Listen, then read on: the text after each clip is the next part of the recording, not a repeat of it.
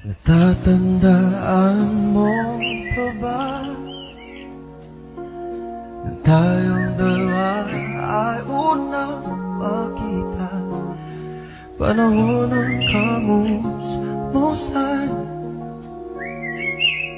sa piling ng mga bulaklak at halaman. Doon tayo nagsimula mangarap at tumulong.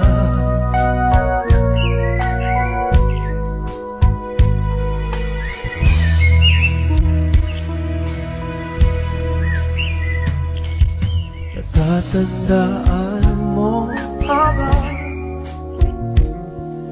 Inugit kong puso sa puno mangga, at ang inalay ko umamela. Magkahawak kamay sa dalampasigan, malayang tulad ng mga ibon, ang gunita ng ating hapon. Ang mga puno halaman ay kabiyak ng ating